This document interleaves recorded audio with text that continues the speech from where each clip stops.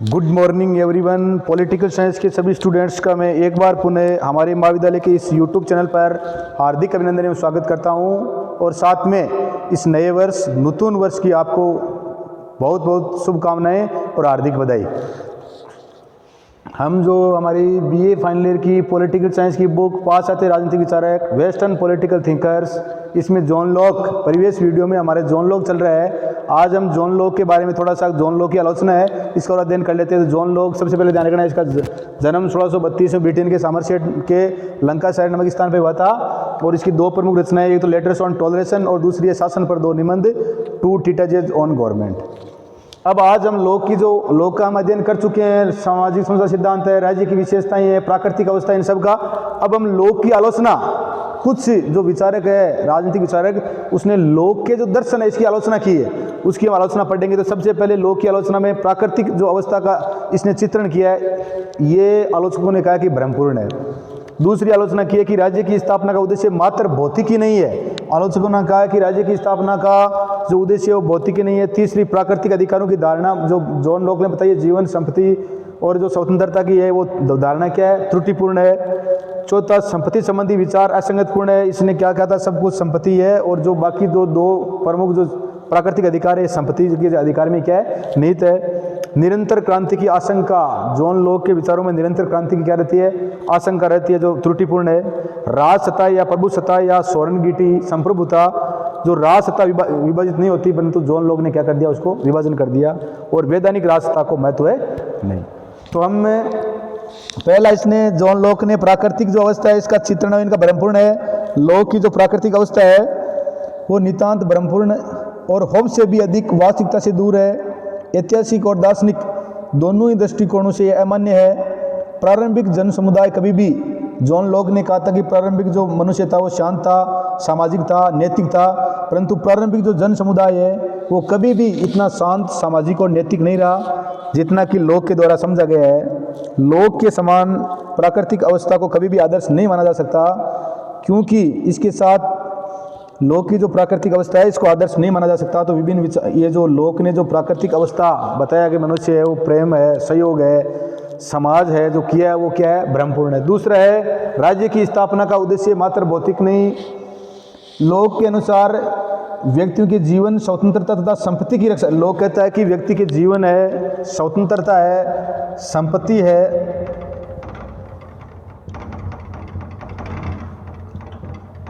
इनके कारण ही राज्य का क्या हुआ है, निर्माण हुआ है। व्यक्तियों की जो प्राकृतिक अधिकार है, जीवन, स्वतंत्रता और संपत्ति, इनकी रक्षा के लिए किसका निर्माण किया गया, राज्य का निर्माण किया गया है। तो इससे यही प्रतीत होता है कि राज्य और समाज का संबंध व्यक्तियों के नैतिक विकास से न होकर उनके भौतिक विकास से है। किससे है, भौतिक विकास से, जबकि नैतिक ये सिर्फ संपत्ति, जीवन, स्वतंत्रता और संपत्ति, इसकी रक्षा की बात कर, जबकि नैतिक की बात नहीं कर रहा है। तो ये भी क्या है, जबकि राज्य का विकास नैतिक दृष्टि से भी, या नैतिक दृष्टि से भी राज्य क्या होता है, महत्वपूर्ण होता है। तीसरा है, प्राकृतिक अधिकारों की धारणा जो जॉन लॉक ने बताई है वो क्या है, त्रुटिपूर्ण है। लॉक ने प्राकृतिक अवस्था में जो प्राकृतिक अधिकारों की धारणा का जो प्रतिपादन किया, हमने पढ़ा है, ये जीवन, स्वतंत्रता और संपत्ति की प्रत्येक व्यक्ति को ये अधिकार मिले हुए थे। तो ये जो जॉन लॉक की धारणा है ये क्या है, इसको स्वीकार नहीं कर सकते। शेबाइन, राजनीतिक विचारक शेबाइन ने लॉक के इसके बारे में कहा है कि इस बात का कोई भी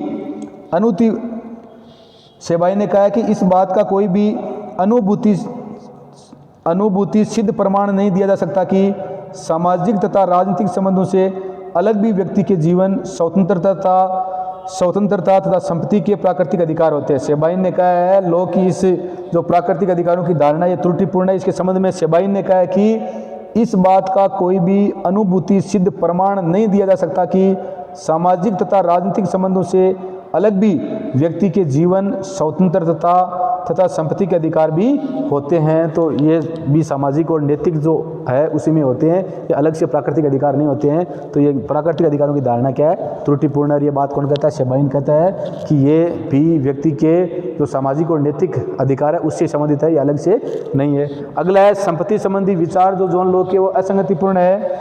लॉक के संपत्ति के संबंधी विचार भी असंगतियों से पूर्ण है, त्रुटिपूर्ण है। लॉक है, इसका ये विचार, ये एक ऐसी दूधारी तलवार की भांति है जिससे निर्धन वर्गों के स्वार्थ का हनन भी हो सकता है और पोषण वर्ग का भी। ये द्विधारी या दो-धारी तलवार है जिससे निर्धन वर्ग के स्वार्थ, निर्धन वर्ग है इसके स्वार्थ का भी हनन हो सकता है, और जो पोषण भी निर्धन वर्ग है जिससे निर्धन वर्गों के स्वार्थ का हनन भी हो सकता है, और जो पोषण है उसका भी, उसका जो तात्कालिक उपयोग है वो किसके लिए किया था उसने, जॉन लॉक ने जो संपत्ति है इसका तात्कालिक उपयोग किसके लिए किया था, पूंजीपतियों के लिए किया था। किसके लिए किया था, पूंजीपतियों या जमींदारों के लिए किया था। तो संपत्ति का एक किया था, तो ये क्या है, गलत है, त्रुटिपूर्ण है, असंगतपूर्ण है। जॉन लॉक का जो तात्कालिक उपयोग है संपत्ति का, उसने पूंजीपतियों और जमींदारों के स्वार्थ के साधन में हुआ। बड़े बड़े भूस्वामियों ने इतनी ज़मीन हमने घेर ली है, उसके साथ हमने अपना श्रम मिश्रित किया है, अतः ये हमारी है, तो ये बात क्या होती है, गलत होती है। अगला है निरंतर क्रांति की आशंका।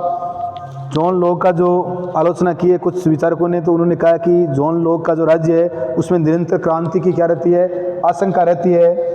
लॉक ने कहा कि यदि सरकार जनहित के विरुद्ध कार्य करे तो जनता के द्वारा विद्रोह कर सरकार को क्या किया जा सकता है, पदच्युत किया जा सकता है। कि अगर सरकार जनता के अनुरूप जनहित में कार्य अगर नहीं करे तो जनता क्या कर सकती है, विद्रोह कर सकती है, और सरकार को क्या कर सकती है, पदच्युत कर सकती है या हटा सकती है।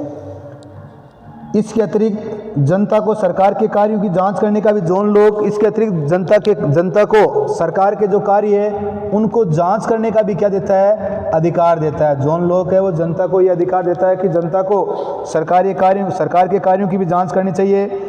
ऐसी स्थिति में लॉक का दर्शन जनता के लिए विद्रोह का लाइसेंस बन जाता है, और ऐसी स्थिति में लॉक का जो दर्शन है जनता के लिए क्या बन जाता है, विद्रोह का लाइसेंस बन जाता है, विद्रोह का लाइसेंस बन जाता है। तो इसलिए वहाँ पर निरंतर जो क्रांति होने की आशंका रहती है, और जो लॉक का दर्शन है वो जनता के लिए विद्रोह का लाइसेंस बन जाता है, और सरकार के पास अपनी रक्षा के लिए कोई साधन नहीं बचता है या साधन नहीं रहते हैं। राजसत्ता विभाजित नहीं होती। लॉक ने कहा कि राजसत्ता व्यक्तियों के तथा राजा में, लोग कहता है कि राजसत्ता है वो व्यक्तियों तथा राजा में क्या होती है, बंटी रहती है, जबकि राजसत्ता है इसका क्या नहीं होता, प्रभु सत्ता है या संप्रभुता है या स्वर्गनीति है, इसका कभी क्या नहीं होता, विभाजन और नहीं होता है। राजसत्ता व्यक्तियों तथा राजा में बंटी हुई है, किंतु वास्तव में राजसत्ता कभी क्या नहीं होती, विभाजित नहीं होती है। अगला जो है वो है वैधानिक राजसत्ता को कोई महत्व नहीं। जॉन लॉक ने वैधानिक या कानूनी जो राजसत्ता है उसको कोई महत्व नहीं दिया। लॉक के दर्शन की एक गंभीर सबसे बड़ी या गंभीर त्रुटि या गंभीर कमी यह है कि लॉक ने वैधानिक राजसत्ता को कोई महत्व नहीं दिया। लॉक के दर्शन की सबसे बड़ी कमी वो है कि लॉक ने जो वैधानिक राजसत्ता है इसको क्या नहीं दिया, कोई महत्व नहीं दिया। गिलक्राइस्ट ने इसके संबंध में एक राजनीतिक विचारक के पास जाते गिलक्राइस्ट।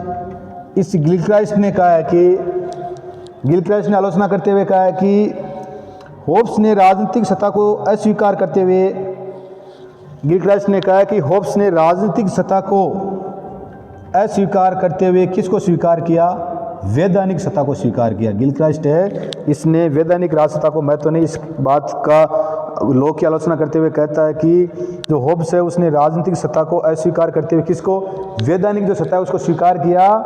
गिलक्राइस्ट ने कहा है कि होब्स ने राजनीतिक सत्ता को अस्वीकार करते हुए वैधानिक राजसत्ता का प्रतिपादन किया। लॉक ने राजनीतिक राजसत्ता की शक्ति को स्वीकार किया पर वैधानिक को मान्यता नहीं दी। लॉक ने किसको किया, राजनीतिक जो राजसत्ता है इसको स्वीकार किया, जबकि जो वैधानिक राजसत्ता है इसको लॉक ने क्या नहीं किया, स्वीकार नहीं किया। जबकि होब्स ने राजनीतिक सत्ता है इसको नहीं स्वीकार नहीं किया, किसको किया था, वैधानिक को किया था। और जॉन लॉक ने वैधानिक राजसत्ता को स्वीकार नहीं किया, किसको किया है, राजनीतिक जो राजसत्ता है इसको स्वीकार। लॉक ने राजनीतिक राजसत्ता की शक्ति को स्वीकार किया है पर वैधानिक राजसत्ता को मान्यता नहीं दी है। लॉक ने वैधानिक जो राजसत्ता है इसको मान्यता नहीं दी है। लॉक ये देखने में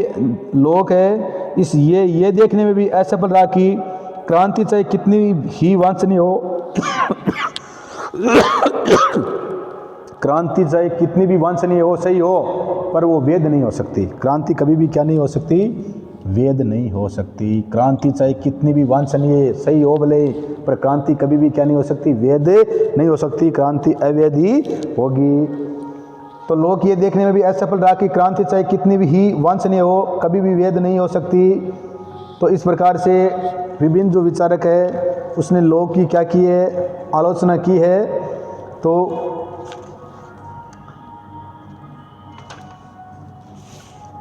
विभिन्न जो राजनीतिक विचारक है उसने विभिन्न जो लोग के दर्शन की क्या की आलोचना की है। तो लोग के बारे में हमारे को जो प्रमुख बातें हैं ये हम अध्ययन कर चुके हैं, और आगे की जो हमारी क्लास होगी उसमें हम अब नया जो पाश्चात्य विचारक है रूसो उसके बारे में करेंगे। तो ध्यान रखना, जॉन लॉक जन्म 1632 में कहाँ हुआ, ब्रिटेन के समरसेट के लंकाशायर नामक स्थान पर।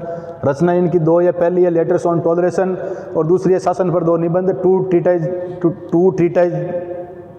To ट्रीटाइजेज on government. लोक की आलोचना, तो प्राकृतिक जो अवस्था का इसने चित्रण किया वो क्या है, भ्रमपूर्ण है। प्राकृतिक अवस्था में मनुष्य, विचारक कहते हैं कि ऐसा कभी भी नहीं था कि उसमें सिर्फ प्रेम और सहयोग और सामाजिक भावनाएं थी, ऐसी प्राकृतिक अवस्था कभी भी नहीं थी। दूसरा, राज्य की स्थापना का उद्देश्य मात्र भौतिक जीवन स्वतंत्रता और संपत्ति की रक्षा के लिए राज्य की स्थापना हुई है, गलत है, जबकि सामाजिक और नैतिक जो है वो भी होते, उसकी वजह से राज्य की स्थापना हुई है।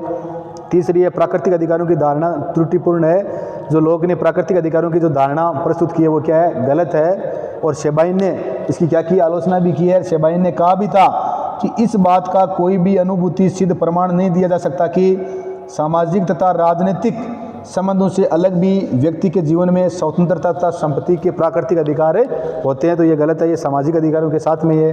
अगली है वो संपत्ति संबंधी जो विचार है वो क्या है, असंगतिपूर्ण है, कि इसने कहा था कि व्यक्तियों के 3 प्राकृतिक अधिकार है और जो संपत्ति का अधिकार इसमें 2 निहित है। तो सिर्फ और सिर्फ संपत्ति इसने पूंजीपतियों या जमींदारों का बढ़ावा देने के लिए किया था, जो क्या है, गलत है, असंगतिपूर्ण है।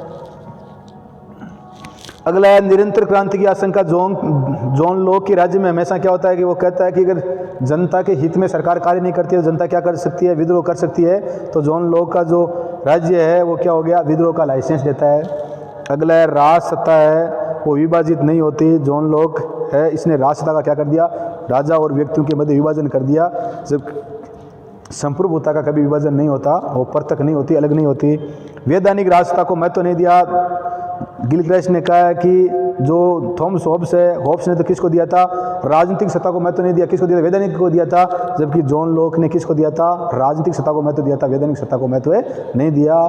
तो हालांकि विभिन्न विचारकों ने जॉन लॉक के दर्शन की आलोचना की है, फिर भी जॉन लॉक है, इसने बहुत ज़्यादा महत्वपूर्ण योगदान दिया है इसने, उसको हम कभी भुला नहीं सकते।